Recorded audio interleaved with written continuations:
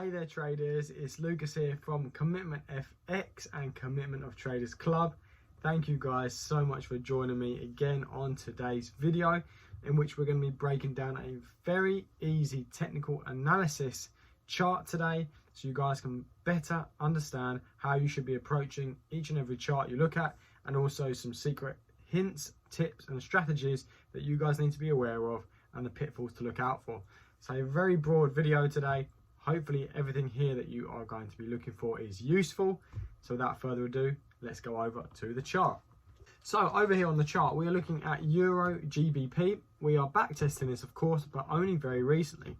The reason we are only testing this recently is because this was a particular outlook which we posted over on the Commitment of Traders Club.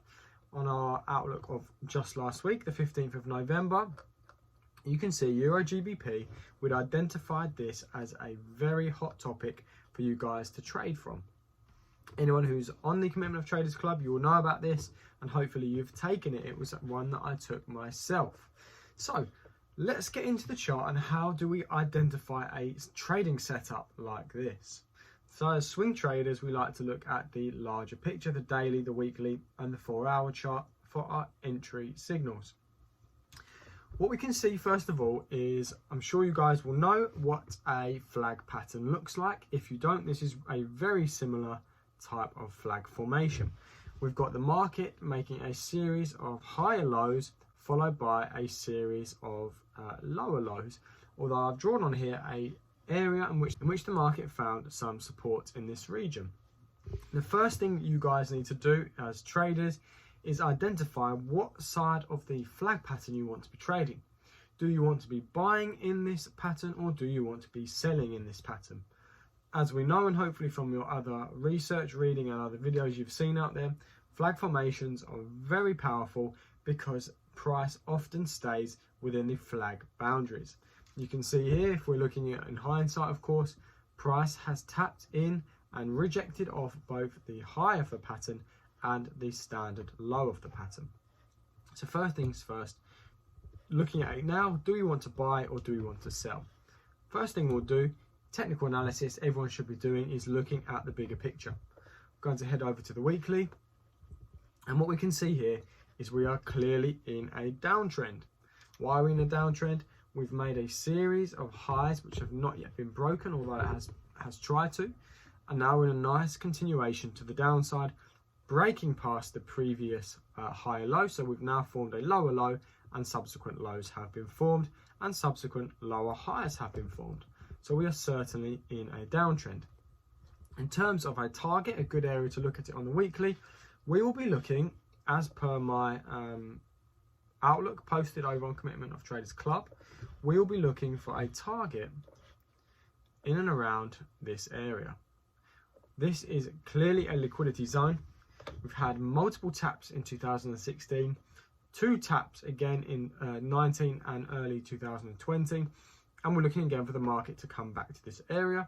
Whether it holds or break through, that is not our concern as of yet. So this is going to be our sell target. To increase your win ratio out there, beginner traders, try not to buy in a downwards market. We want to always have the market on our side, so we're looking for sells only here. So with that knowledge put in place, we're going to head down again onto the daily. Now, technical analysis is a very broad part of trading. It's something that every trader does, but each trader attempts and attacks it very differently. If we break down the word, what is technical analysis? Simply, we are analyzing the market. Our main objective as a trader is as an analyst. We want to be analyzing what price is doing, and then trading comes second in that position in how do we enter this particular market to take money from the market. So first things first, we need to analyze it. Well, what can we see here on this flag formation? Retail traders will get very excited when they see a flag formation. They will only sell when it touches the trend line, and they will sometimes only buy when it touches the buy line or the previous support line. So they are often counter trend trading. But what we can see here, analyzing it, is the institutions are very aware of what you guys are doing out there. The market, the price, held this particular trend line very effectively once, twice, 3 times. It failed to get there, but a new trend line was formed until we get around here at the end of September. Now let's break this down by going back a few weeks to round about here. So let's say you are your retail trader, you've analysed the market is within here, you've set a sell position, rightly or wrongly, at this area here. You've got it above the structure, why not? And your target perhaps is down there. And what happens here is you're well and truly in the money, following an immediate stop out. For no apparent reason, it's gone way above the trend line and you were in a downwards trend. Very frustrating. Now then, again, you're a retail trader. You've gone, okay, damn, I was wrong on this time. Let's put in a buy order. And I'm putting a buy order in because look at this huge engulfing candle. It's broken out of the trend line. I can't miss out on this one. I'm going to put an immediate execution for buy. And we'll put it below the trend line, retest. It's got to come back and target way up there. And what happens? Again, you get stopped out. Now this is a form of market manipulation and the banks and institutions know exactly how to do it. What they've done here, they have manipulated the market very aggressively, buying in such high quantities that it's caused price to rapidly increase. Again, this is on the daily. If we look at it on the 4 hour, it becomes even more apparent very quickly. A retail trader would have bought in and around this area for price then to come back down and stop them out. It's a very good example of market liquidity, stop loss hunting, as some of you will call it. Now what this tells us analysing this market, and I'll go back to where we were.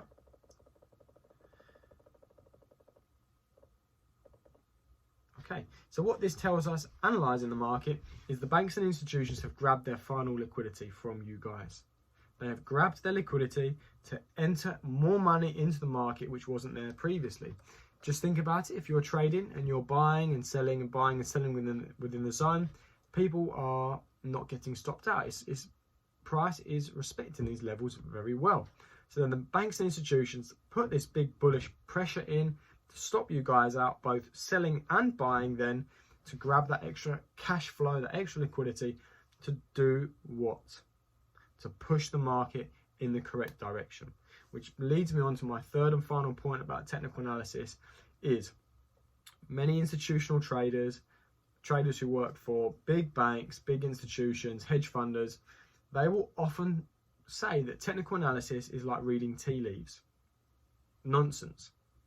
That's what they think. And I can see there is some truth in that. You know, we read the tea leaves, we go, you know, market is respecting this trend line, it has to respect this trend line, I think it's going to do that again. And then what happens? It doesn't respect that trend line. Now, why do institutions think it is like reading tea leaves? Is because they are the ones who are controlling what the tea leaves say. So as a retail trader, in our opinion, we know price respects trend line. That's what we've all been taught. But from an institutional level, they know that you guys are respecting those trend lines, so they know where your money is. So our third thing we need to do is check what the banks and institutions are doing.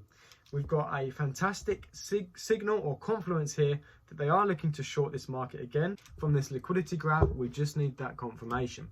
So what we're going to do, head over to Commitment of Traders Club. We're going over to the Commitment of Traders reports. If you remember, you'll know all about these. We are looking at the 12th of November, Euro Pound. So heading over down onto the Euro. What we want to see here, again, this is traded spot against the US dollar, and we are trading cross currency here, is we want to see the relative strength of each currency.